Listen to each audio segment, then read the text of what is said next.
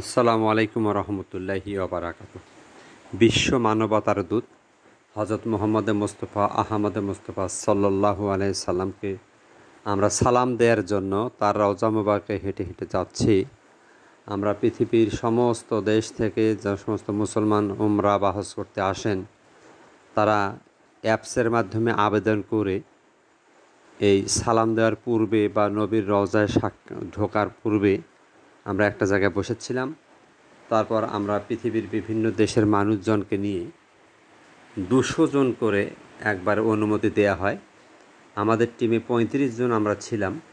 এই 35 জন উমরা জন্য আমরা গিয়েছি। তারা সবাই মিলে আমরা সেখানে যাচ্ছি রওজার ভিতরে।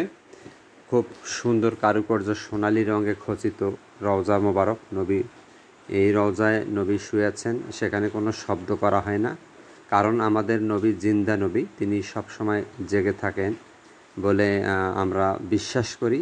এবং তাকে যেভাবে আমরা সালাম কালাম দেই, উনি সে প্রতিটি সালামের উত্তর দেন। এখানকার পুলিশেরা হাজিদেরকে এবং ওমরা করতে আসেন তাদেরকে আসলে কাউকে কথা বলতে দেন না। তারা মুখ দিয়ে ইশারা, আঙ্গুল দিয়ে মুখে ইশারা করে সেই কণ্ঠটি তারা জানিয়ে দেন যে আপনি কোনো শব্দ করবেন না, দিনের নবী ঘুমিয়ে আছেন। আমরা এসে এখানে নবীর রওজায় এসে মন জুড়িয়ে যায়।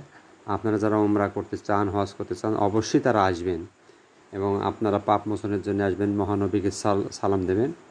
আজকের মতো এই পর্যন্ত রাখি। আসসালামু আলাইকুম ওয়া রাহমাতুল্লাহি ওয়া বারাকাতুহু।